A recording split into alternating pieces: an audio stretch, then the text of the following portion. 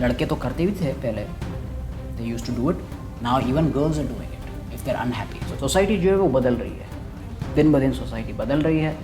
वो ज़माना गया जब शादी को एक पवित्र रिश्ता या एक होली अलायंस के तौर पे देखा जाता था। पहले के ज़माने में सिर्फ लड़का पैसा कमाता था, लड़की घर में रहती थी और बच्चों का देखभाल करती थी। When their happiness and well-being is challenged। Hello नमस्कार, कैसे हैं आप सब। तो इस वीडियो का टॉपिक है कि डिवोर्स रेट्स इंडिया में क्यों बढ़ रहे हैं, उसके खास कारण क्या है, इन सब को हम विस्तार से डिस्कस करेंगे।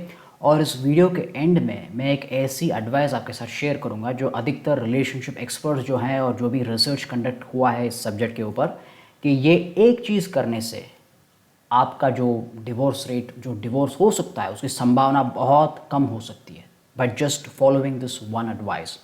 And what is that? I'll discuss that in the end. So do watch this video till the end. Now without any further ado, let's get started.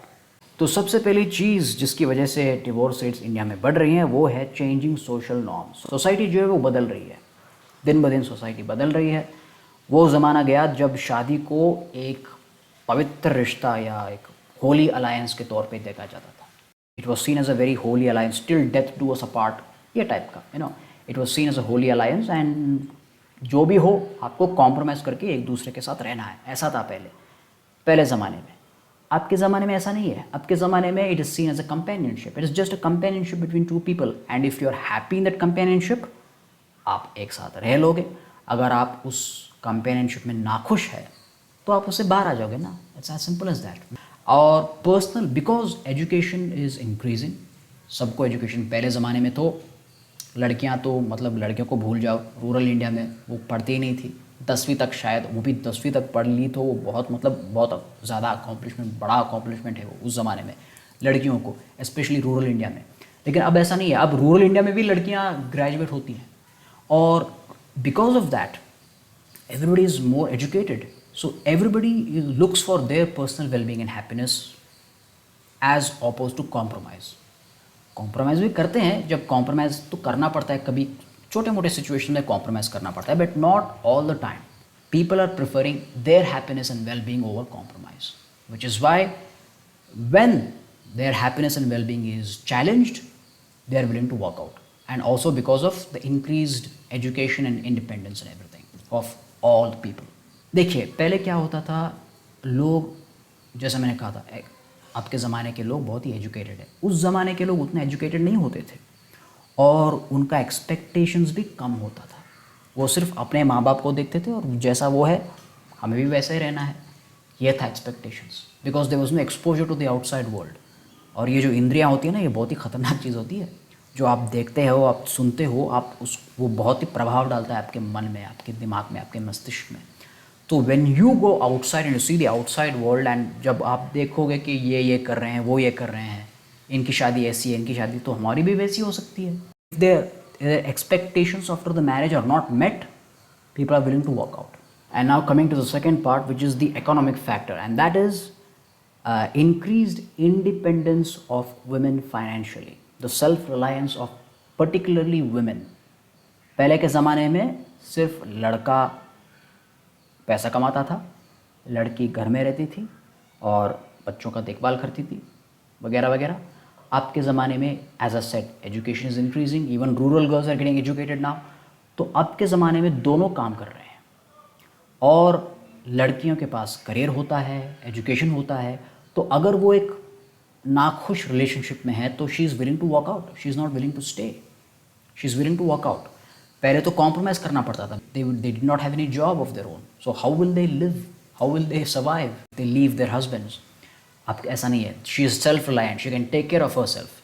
So increasing self reliance of women is also increasing the divorce rates, because a woman is not willing to stay in an unhappy relationship anymore, because she's independent, she's self-reliant, she can take care of herself, she can also take care of her kids। अगर उनके बच्चे हैं तो बच्चों को भी देखभाल कर सकती है। some women are almost, they earn almost as much as their husbands right now in this today's world in 2025, so they're independent। And of course in worst case scenarios, certain personal factors can also get into the way, like domestic violence, abuse. Obviously nobody would want to stay in that type of relationship, and it's a good thing actually. अगर domestic violence आपके साथ हो रहा है तो बेहतर है आपके आप उस रिलेशनशिप से बाहर आ जाओ यार। It's very simple and it has to happen even before it had to happen, but before as I said women were not very independent, so now they're independent and they can easily get out of it, which is a good thing, which is a good thing in this case, especially in domestic violence and abuse. And also there's increasing infidelity right now. लड़के लड़कियां दोनों cheat कर रही हैं अभी, both are cheating if they are unhappy in the relationship. लड़कियों का भी चीट करने का जो फैक्टर है वो बढ़ गया है। लड़के तो करते भी थे पहले, now even girls are doing it if they're unhappy. So infidelity is also increasing. So infidelity also, obviously if you are in a cheat, nobody would want to stay in a relationship when your significant other, your partner cheats on you. You want to end that relationship just like that. So these were the factors affecting the divorce rates, especially in India. Now coming to the last part of the video, जहाँ पे मैंने आपको promise किया था कि मैं आपको एक advice share करूँगा which is being given by a lot of relationship experts and also certain research conducted, कि ये करने से, ये एक चीज़ करने से, ये शादी से पहले करना पड़ेगा आपको, आपकी जो डिवोर्स होने की संभावनाएं है वो कम हो सकती है। और वो है, देखिए वो ज़माना गया पहले जब आप सिर्फ 2-3 बार मिलते थे शादी से पहले, खासकर अरेंज्ड मैरिज में, और वो 2-3 मुलाकातों में आप बात करते थे कि आपका फेवरेट कलर कौन सा है, आपका फेवरेट खाना कौन सा है, आपका फेवरेट डेस्टिनेशन, हॉलिडे डेस्टिनेशन कौन सा है, ऐसी चीज़ है। गुड थिंग, बट ये मतलब they are irrelevant when compare to the real issues. तो इन चीज़ों के बात करने तक आपकी रिसेप्शन आ जाता था, और before you know it you're smiling in your reception in front of the cameras like this, शादी हो गई। अब इसके बाद क्या होगा? इसके बाद रियल इश्यूज आएंगे and you are not ready to face them and you are not mentally prepare to face them also. तो क्या करना चाहिए आपको इस ज़माने में 2025 में, जो भी हो आपका, लव मैरिज हो या अरेंज मैरिज हो, talk about real things before you get married. Real things, जैसे कि लड़की को शादी के बाद मान लीजिए एजुकेशन के हिसाब से उसको मास्टर्स करना है शादी के बाद, शी वॉन्ट्स टू मास्टर्स, सो इसके बारे में पहले ही बात कर लीजिए। या वो घर में रहना चाहती है, या लड़का क्या चाहता है, क्या वो घर में रहे, घर का काम संभाले, या वो भी बाहर जाके काम करे। लड़की क्या चाहती है, क्या वो घर में रहना चाहती है, क्या वो बाहर जाके काम करना चाहती है, all these things. And what about the career, लड़का, खासकर लड़के, और वो काम कर रहे होते शादी के टाइम पे, वो उनका एक टेम्प्रेरी, वो सिर्फ वही जानते हैं कि it's only a temporary job, I am not going to do this for the rest of my life, I want to do something else. And they reveal it after marriage to their wives, and their wives will be like no way. मान लीजिए कि वो एक software engineer था और वो एक महीने में 2 लाख कमा रहा है, एक महीने में 2 लाख, एक साल का 24 लाख का उसका पर एनम का उसका सैलरी है, and it is very vital for the running of their family. और अगर उसके बच्चे भी हो गए हैं तो बहुत और प्रॉब्लम हो जाएगा। हु इज़ गोइंग टू पे फॉर देयर फीस? आदमी कहेगा कि नहीं, मुझे सॉफ्टवेयर इंजीनियरिंग नहीं करना है, मुझे खुद का एक बिज़नेस शुरू करना है, या मुझे करियर चेंज करके मुझे पता नहीं एक राइटर बनना है। And if you do change the career, your salary will drastically go down from 2 lakh per month to may be 40 और 50,000 पर मंथ। अब क्या होगा आपका? अब आपकी बच्चों का कौन देखभाल करेगा, है ना, अगर आपके बच्चे हैं तो। या अगर आपकी बीवी को ये पसंद नहीं आया, because 1.5 lakh reduce in salary, who is going to accept that? Nobody will accept that. तो इसके बारे में आप पहले ही, मतलब आप जो काम करते हो अभी, क्या वो आप ज़िंदगी भर वही करोगे रिटायर होने तक, या आपका कुछ और एम्बिशंस है? Talk about your goals and your ambitions before you get married, कि मैं क्या करना चाहता हूँ ज़िंदगी में, करियर वाइज क्या करना चाहता हूँ, या क्या करना चाहती हूँ।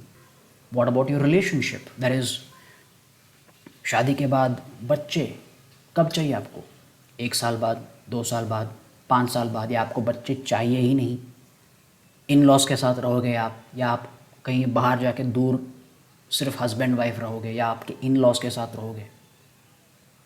तो all these things you need to talk about before you take the big step of getting married. How you are going to make the finances, how you are going to manage the finances.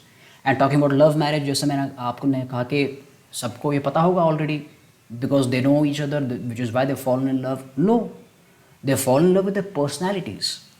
जब लोगों को प्यार होता है तो अधिकतर वो personality से प्यार होता है, लेकिन उनके अंदर क्या हो रहा है उनको क्या पता। मतलब ठीक है आपको प्यार हो गया किसी से, लेकिन वो क्या करना चाहता है, अगर if you have not talked about it तो obviously you will not know. और उसके बाद ये फाइनेंसेस जो ये रियल इश्यूज होते हैं, even kids and finances, even people are in love don't talk about all these things. So talk about all these things before you get married. वो ज़माना गया जब आप सिर्फ 2-3 बार मिलते थे, या मिलने के 1 या 2 महीने बाद आपकी शादी हो जाती थी, स्पेशली अरेंज्ड मैरिज। अब आपको एटलीस्ट एक 3 से लेकर 4 महीना आपको बिताना पड़ेगा। आपको ये सारे इम्पोर्टेंट सवाल पूछने पड़ेंगे अपने आप से कि शादी के बाद ये सब आपका क्या होने वाला है, जो भी मैंने अभी डिस्कस करा, from career to personal choices to education to everything, especially career and especially your relationship with respect to kids and finances and everything. Talk about everything before you get married so you're not in for a lot of surprises. तो ये करने से शादी की जो success rate है वो शायद थोड़ा बढ़ सकती है। तो आज के लिए बस इतना ही। अगर आपको ये वीडियो अच्छा लगा तो इस वीडियो को लाइक कीजिए, हिट द लाइक बटन। इस वीडियो को अपने दोस्तों के साथ शेयर करिए और मेरे चैनल को सब्सक्राइब करना बिल्कुल मत भूलिएगा। वीडियो को देखने के लिए बहुत बहुत धन्यवाद।